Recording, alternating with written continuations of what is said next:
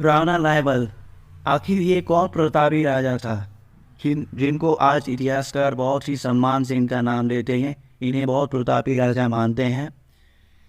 ये मेवाड़ की एक उगता हुआ सूरज थी अपने समय पे।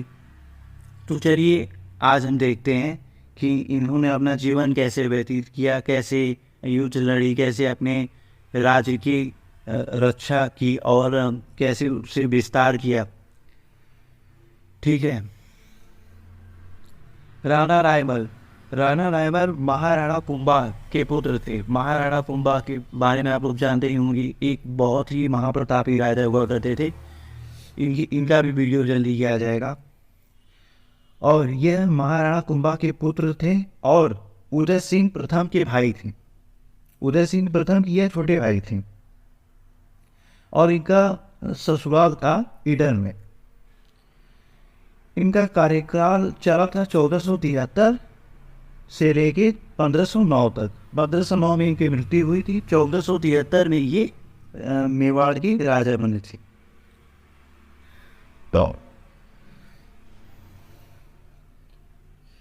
1473 में ये गद्दी पे बैठ चुके थे। उदय सिंह प्रथम कुंभर में से भागकर सोजत चले गए। उदय सिंह इनकी राजगद्दी पे बैठने के बाद उदय सिंह प्रथम कुंभलमेर को छोड़कर सोजत चले गए। वहां जाने के बाद बाधा राठौर की पुत्री से साथ विवाह कर ली और उनके साथ उनके 2 पुत्र भी थे, सूर्यमल और शेषमल।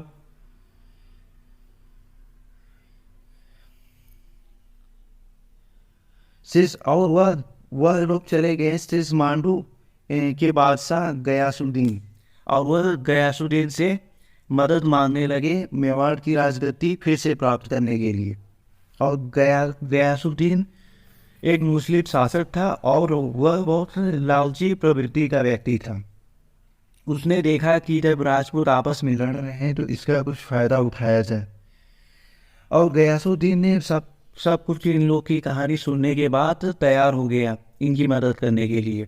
और लेकिन एक शर्त पे इनका मदद करने के लिए वह तैयार हुआ। शर्त ये था कि वह उदय सिंह प्रथम की पुत्री के साथ विवाह करना चाहता था। और उदय सिंह प्रथम इसके लिए राजी भी हो गए। तो ये सब बातचीत करने के बाद वहाँ से वापस आने लगे तो इनकी उदय सिंह प्रथम के ऊपर बिजली गिर गई, जिसकी वजह से इनकी मृत्यु तुरंत हो गई वहीं पे। इनकी मृत्यु होने के बावजूद वे इनके दोनों पुत्र गयासुद्दीन के संपर्क में बने रहे। और हालांकि नियति को भी यह मंजूर नहीं था कि कोई एक राजपूत की लड़की किसी मुस्लिम शासक से विवाह करे। अभी तक तो ऐसा कभी हुआ नहीं था। तो मृत्यु हो गई उसी समय उदय सिंह प्रथम की। लेकिन इनके 2 पुत्र उनसे संपर्क में बने रहे। और फिर एक दिन ऐसा आया, गयासुद्दीन ने मेवाड़ पे चढ़ाई करने के लिए सोची और एक विशाल सेना के साथ गयासुद्दीन कुंभलगढ़ की किले को घेर लिया और एक एक करके हमला स्टार्ट कर दिया। अब इस तरीके से जब उसने हमला स्टार्ट किया तो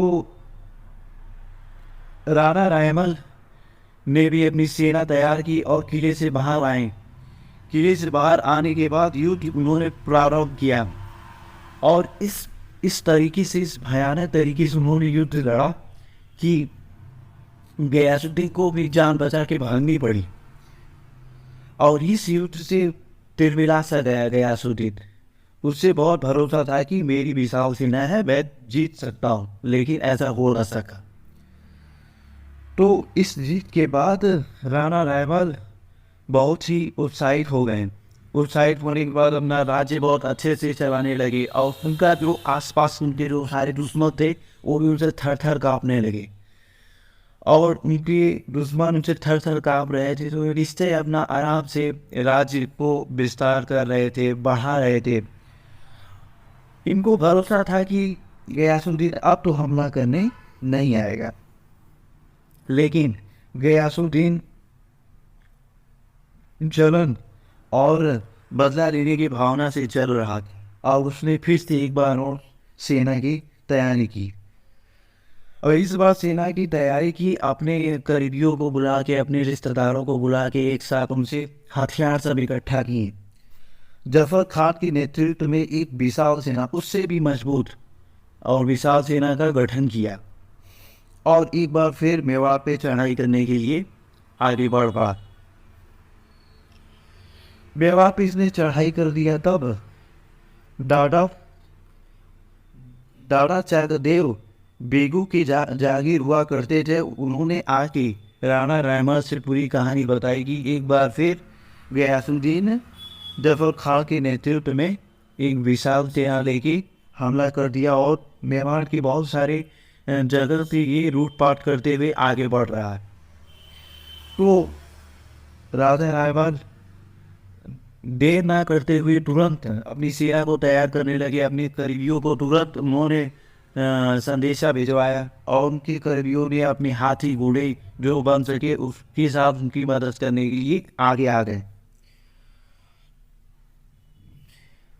और गयासुद्दीन, तब तक गयासुद्दीन बहुत सारी जगह कब्जा कर चुका था, जैसे कि रयोपुर, वेस्ट रोड, कोटा आदि जगह पर कब्जा कर चुका था और लूट मार कर चुका था। अब फिर एक बार फिर भीषण युद्ध स्टार्ट हुआ। भीषण युद्ध स्टार्ट होने के बाद फिर से राजा रायमल की सेना विजय प्राप्त करने लगी और उनकी राजपूतों ने फिर से बहादुरी के साथ लड़ा और विजय प्राप्त किया। और फिर वहाँ से भी गयासुद्दीन और उस जफर खान को अपना जान बचा के भागना पड़ा। और जान बचा के भागने के बाद, 2 बार हारने के बाद, अब गयासुद्दीन ने एक विश्वसनीय गुप्तचर भेजा राजा रैमल के पास की समझौता प्रस्ताव लेके भेजा इनके पास, बातचीत के प्रस्ताव लेके।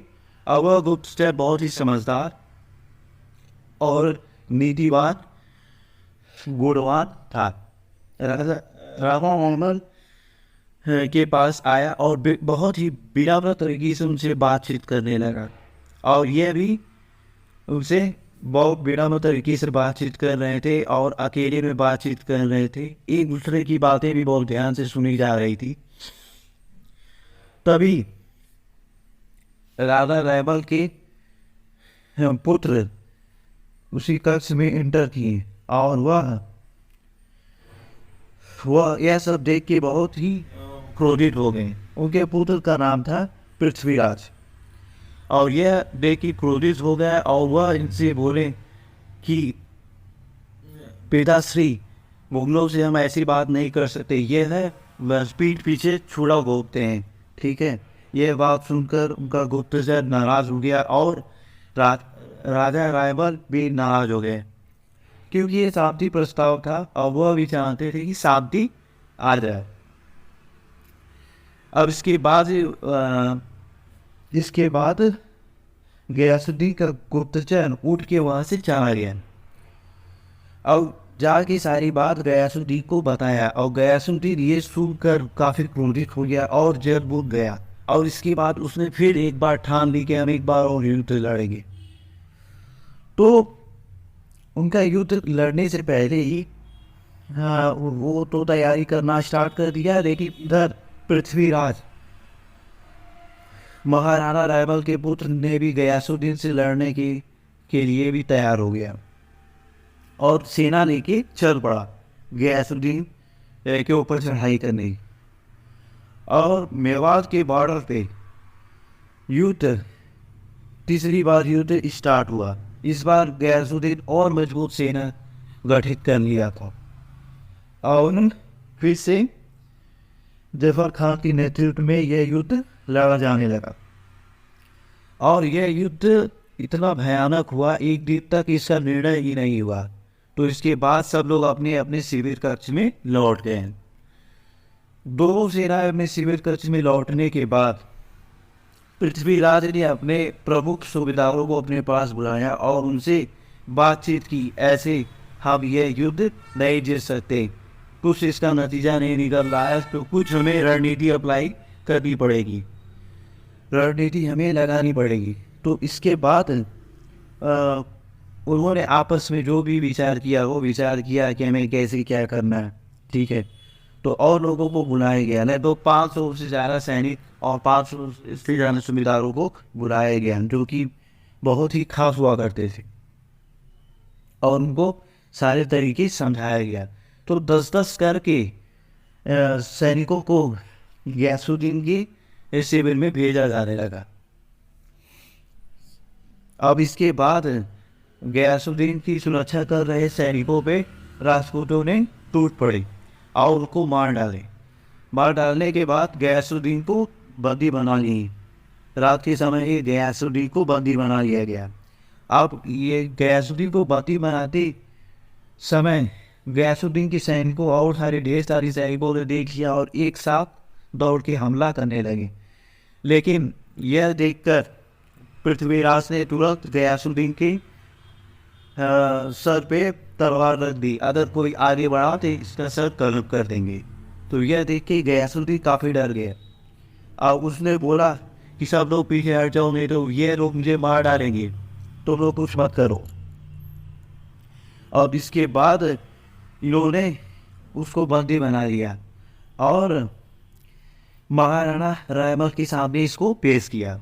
महाराणा रायमल के सामने पेश किया, इसलिए इनको जिंदा पेश किया क्योंकि युद्ध से जाने से पूर्व पृथ्वीराज ने महाराणा रायमल से यह वादा भी किया था कि हम गयासुद्दीन को जिंदा आपके सामने पेश करेंगे राज्य दरबार में।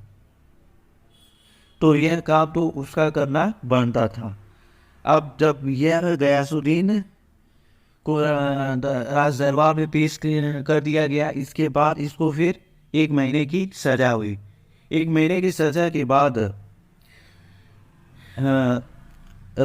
महाराणा रायमल ने इसको छोड़ दिया।